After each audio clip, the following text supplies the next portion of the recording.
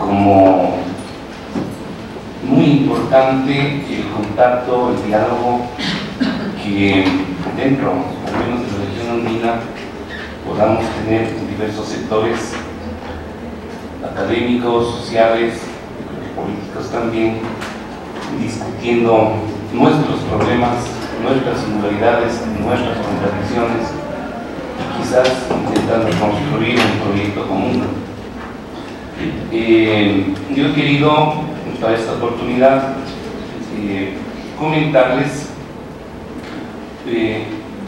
algunos aspectos de un debate muy contemporáneo, de una situación muy contemporánea que está ahí en el Ecuador, pero valiéndome de un encuadre de tipo histórico. Mi idea al final de la charla es presentarles algunos datos generales y quizás algunos temas de reflexión respecto a la relación que a través de la educación se perciben al menos entre tres componentes importantes de la realidad: el Estado, el mercado y la sociedad, y cómo ha jugado la educación en medio de esto.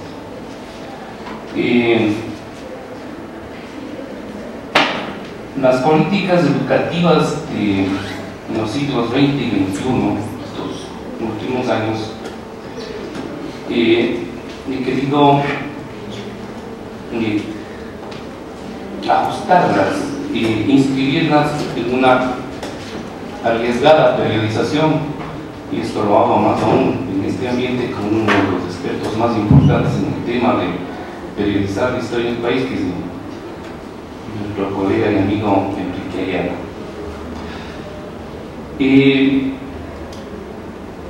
Mi propuesta de periodización para el siglo XX, particularmente de la educación ecuatoriana, diría muy ligada tanto con los proyectos políticos cuanto con los proyectos económicos que ha desarrollado el país en estos años. Yo vería un proyecto educativo que acompañó un proyecto político desde 1895 hasta 1950, un proyecto educativo liberal, inicialmente parista, con una línea muy radical de reforma modernizante,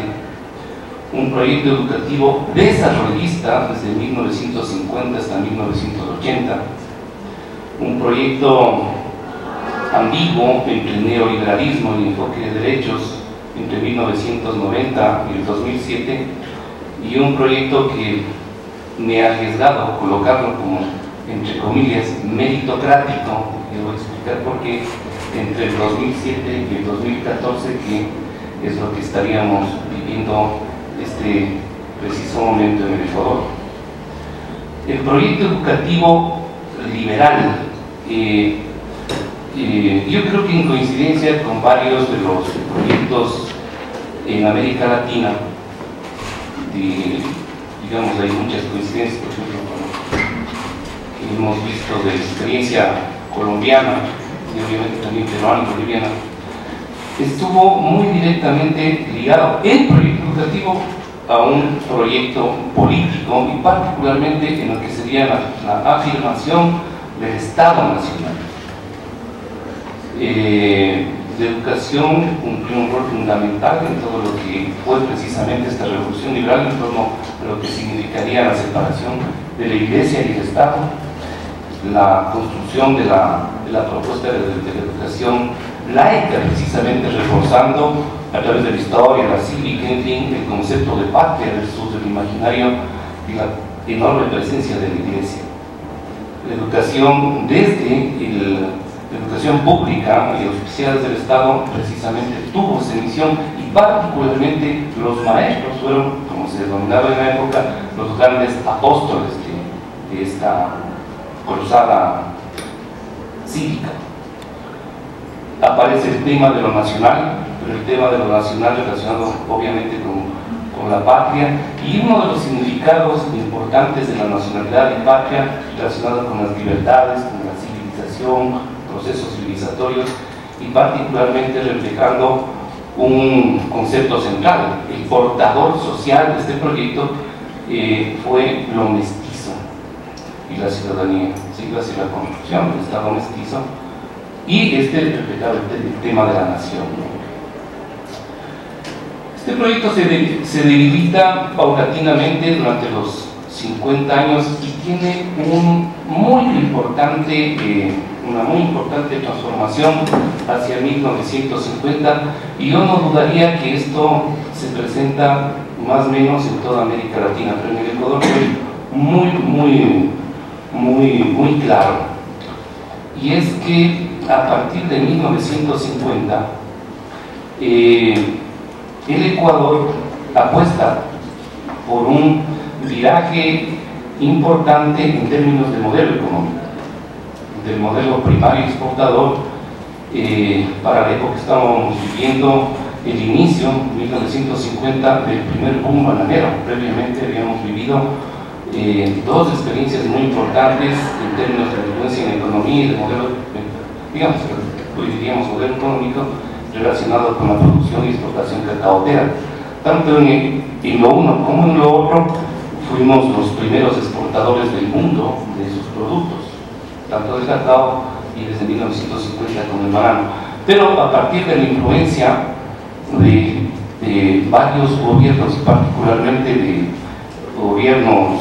de corte modernizante, influidos por la Comisión Económica para América Latina, por la CEPAL, se traza la línea muy clara del cambio de modelo hacia un desarrollo industrial por sustitución de importaciones. Y el país desde 1950 hasta 1980 se inscribe precisamente en ese esfuerzo, en ese fenómeno. Obviamente el rol y papel fundamental en este quiebre del modelo y el portador de alguna manera del modelo era el Estado como el gran protagonista.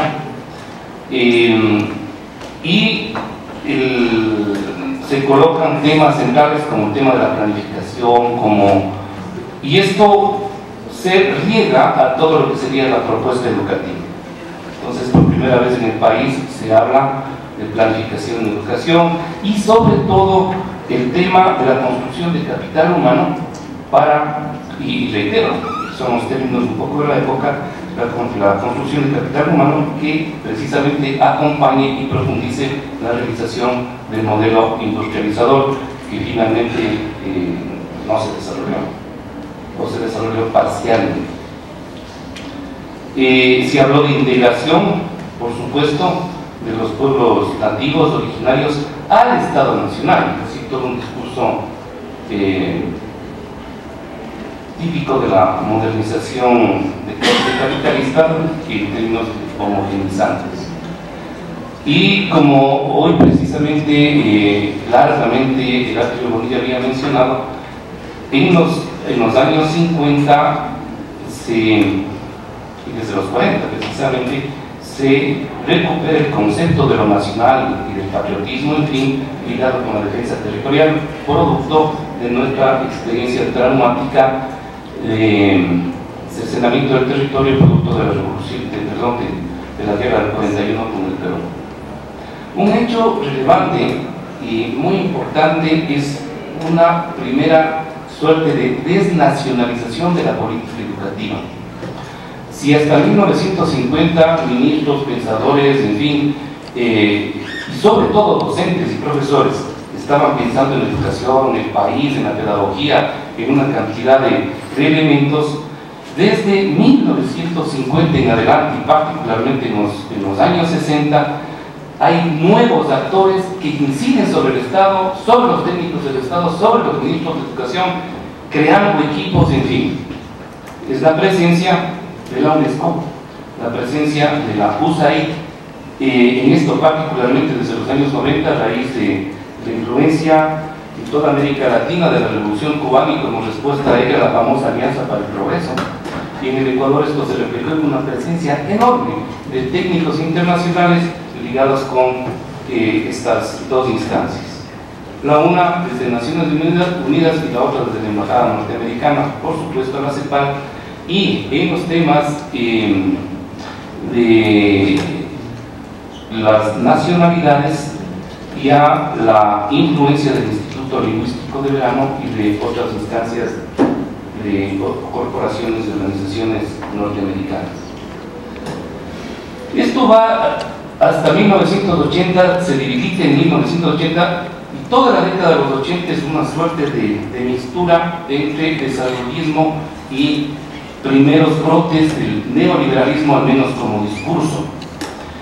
En los años 90 se produce, como igual en referencia a muchos países de América Latina, una mayor influencia de la propuesta neoliberal. En esto el obvio debilitamiento del Estado, y como proyecto educativo aparecen claramente las nociones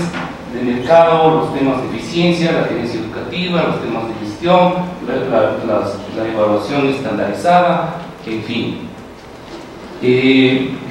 Producto de un deterioro de la crisis económica, un estancamiento de los indicadores educativos, una baja notable del financiamiento de la educación.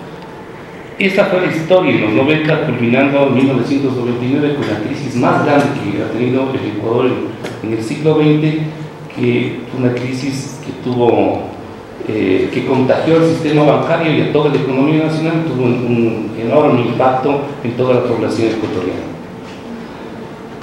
Durante los 90 también suceden fenómenos muy importantes, paralelo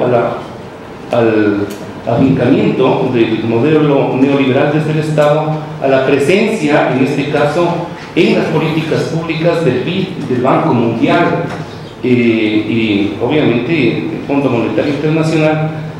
Digo, paralelo a esto también la disputa en términos de política pública y de los actores internacionales, en este caso UNESCO, UNICEF, también la emergencia de otros actores sociales. 1990 hay una muy importante presencia del movimiento indígena en términos independientes, pero no solo del movimiento indígena, sino también del movimiento de mujeres, movimiento ambientalista, movimiento de niñez, es decir, unos diversos sectores sociales que, llegado a 1998 a una asamblea constituyente, dictaron una carta constitucional donde se mezcla precisamente lo que hablaba, una gran influencia del modelo neoliberal, pero también una gran carga de nuevos conceptos alrededor de los temas de derechos, el tema de la diversidad, el tema de la plurinacionalidad, el tema de la pluriculturalidad. 2007-2014, que es el periodo que actualmente estamos viviendo, regidos por el presidente de la República, yo diría tiene dos momentos que no los especifico acá, que sería desde el 2007, tal vez hasta finalizando el 2009. Aquí están dos colegas ecuatorianos, aquí tenemos mucho que discutir en el Ecuador todavía, pero yo apuntaría que hay un primer momento de gran influencia en el gobierno de sectores de la izquierda, y cuyo resultado de alguna manera da una constitución, que es la Constitución del 2008, donde se refleja el pensamiento de la izquierda, pero también en una suerte de esquizofrenia entre una presencia enorme de ideas alrededor de los derechos, incluso el derecho a la naturaleza, y por otra parte una idea hipercentralista de parte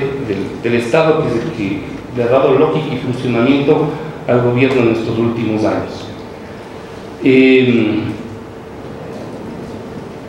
Gran parte de la acción de la política educativa en estos últimos tiempos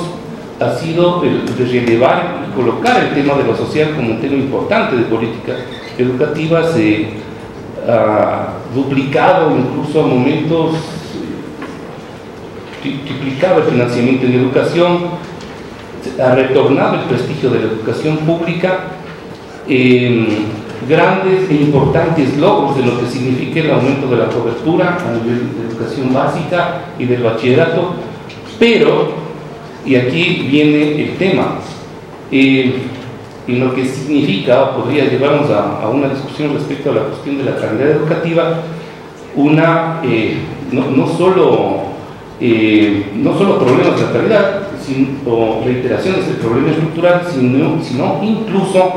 estaríamos hablando de, no es comprobado, lo levantamos como hipótesis, de retrocesos en el tema de la calidad de la educación, añadido a aspectos como monumentalismo, y aquí viene el tema de la meritocracia, un modelo cada vez más fordiano de la educación, notas, publicación de revistas indexadas, al menos en lo que significaría la educación universitaria, evaluaciones estandarizadas, ranking, frente a un debilitamiento del Estado de años anteriores, una recuperación de la rectoría e incluso una exagerada presencia en esa línea de gran centralismo, al menos de una autoridad educativa que ha subordinado a todos los otros actores educativos y sociales del país. El único gran actor del Estado es el Ministerio de Educación. La homogenización, el debilitamiento de la participación de todos los actores sociales, incluso el más grande sindicato que tiene el país, que es el sindicato docente, más allá de las discrepancias o afinidades que podamos tener, hoy prácticamente es un sindicato inexistente, el sindicato de los docentes. Hace 5 días, la expresidenta del sindicato docente, por sacar a una marcha a un colegio, le siguieron un juicio por terrorismo, le iban a colocar 8 años de prisión y por diversas razones, relacionando la educación con el mercado, y a partir de una muy importante movilización social en los mismos 90, una influencia, al menos en el discurso y en la normativa también de la sociedad sobre algunos conceptos, sobre todo el concepto de derechos humanos, y una cuestión muy importante que surge desde sectores intelectuales, pero también desde el seno de las organizaciones sociales, el concepto de summa causa o buen vivir. Reitero, los 90, el sustrato de las propuestas desde la sociedad se encuentra la movilización desde la sociedad. Esto es bien interesante porque desde los 90 y a partir de la presencia del movimiento indígena se plantea una suerte de nuevo proyecto de nación, donde estaría planteándose con mucha fuerza el tema de la diversidad, se planteó el tema de la plurinacionalidad, la Pachamama, la naturaleza, y a partir de esto el constructo de buen vivir o summa causa. Pero también la presencia de los movimientos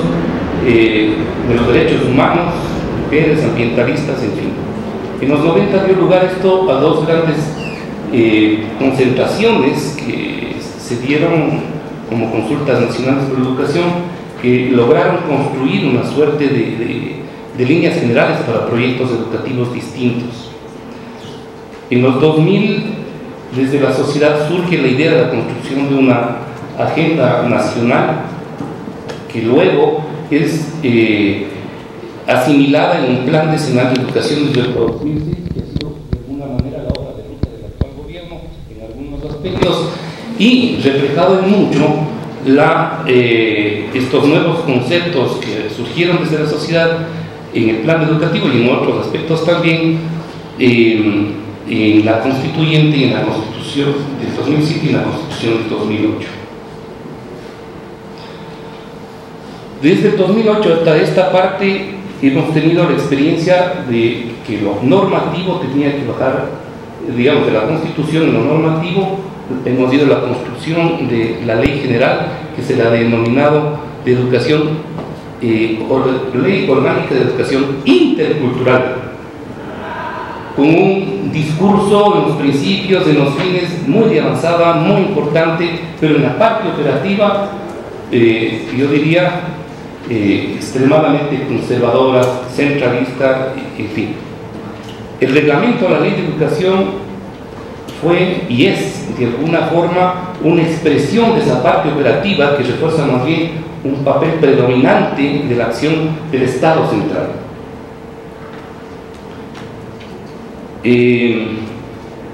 Y de hecho bajando una serie de políticas educativas no inspiradas precisamente en esos conceptos muy importantes de derechos humanos, del vivir y pedagógicos avanzados que de alguna manera fueron contemplados en la Constitución del 2008. ¿Cuál es el problema central que hemos vivido en estos últimos años, aparte de la disputa de tener un gobierno que cada vez ha ido concentrando más y más poder frente a un sorprendente y cada vez dramático debilitamiento de la sociedad civil? En medio de esto hemos tenido que las posturas innovadoras no hemos tenido la capacidad de sostener ni de profundizar el discurso de renovación.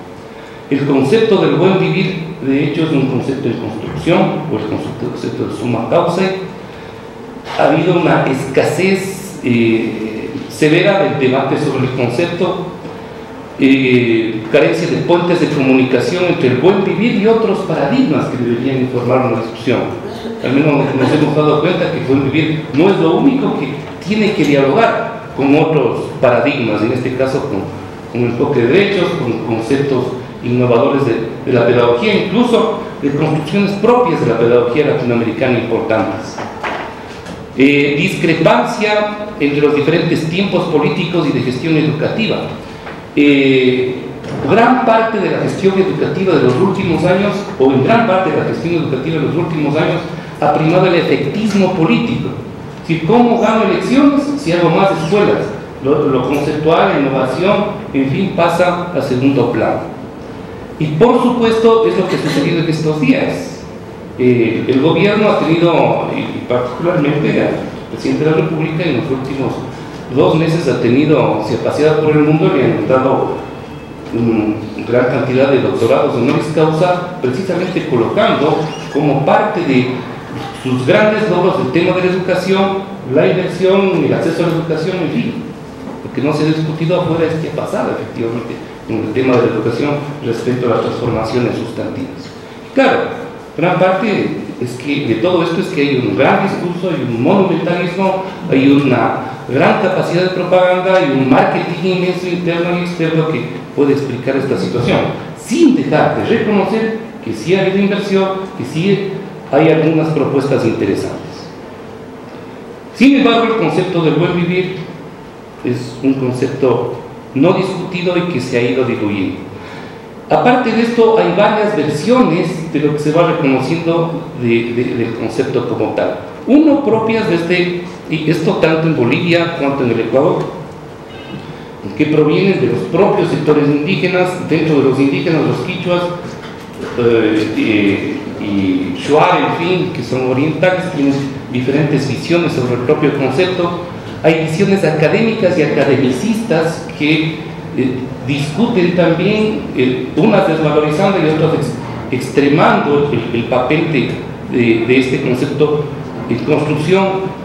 Hay otras miradas que provienen de otros factores, pero una cuestión compleja es la apropiación de parte del concepto, no del concepto, de parte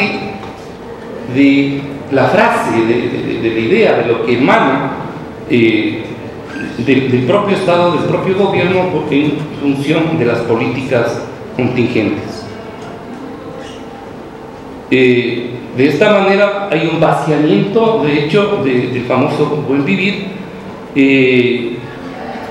y una fetichización que desde el sector oficial se ha estado dando. Aquí para colocar, todo es buen vivir. Las 35 propuestas del socialismo, del buen vivir, reflejada para el programa de gobierno que se difundió mucho en la última campaña electoral. Ustedes pueden ver acá,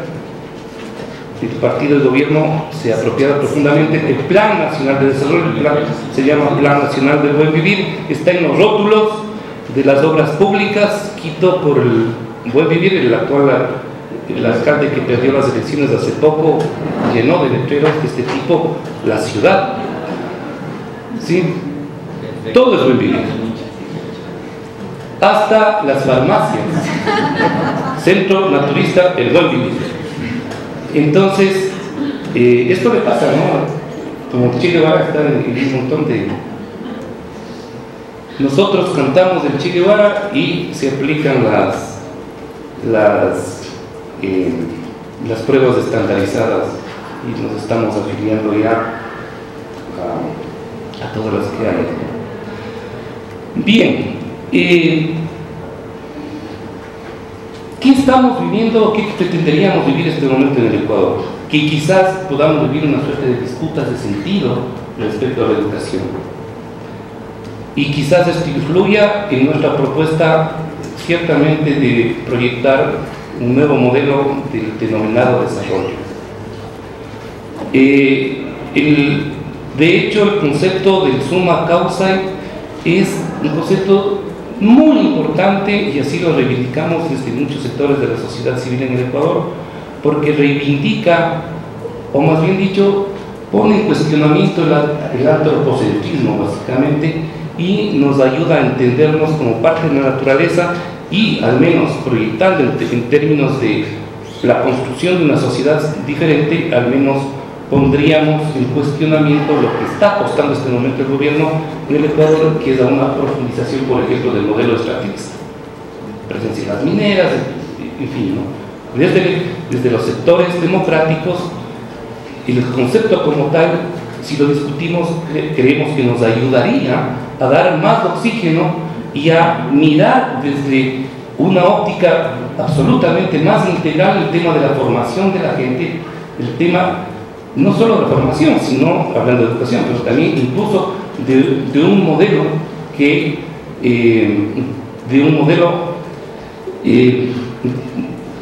de vida,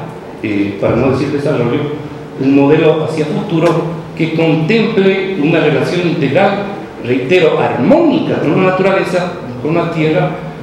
proyectando formas distintas de consumir y de producir.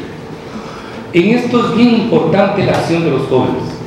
En estos últimos 8 meses han existido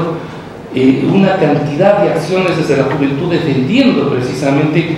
un espacio maravilloso dentro del Ecuador que es único en el mundo en tema de biodiversidad, que es el Yasuní. Fue derrotado